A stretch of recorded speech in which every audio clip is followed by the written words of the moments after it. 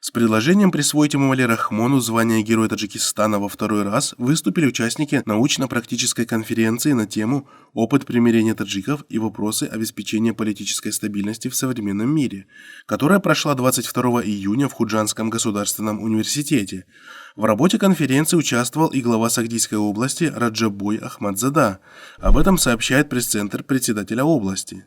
С учетом выдающихся заслуг основателя мира и национального единства, лидера нации Эмомали Рахмона в восстановлении конституционного строя, строительства новой государственной системы, его огромной роли в строительстве независимого, демократического, правового и светского государства, достижения мира и национального единства, реализации стратегических задач страны, обеспечения единства независимого Таджикистана и достижения тысячелетней мечты народа, просим высшие законодательные органы страны второй раз присвоить президенту страны, уважаемому Эмомали Рахмону, высшее звание Отечества, Герой Таджикистана, говорится в обращении. Это уже не первый раз, когда президенту предлагают повторно присвоить звание Героя Таджикистана.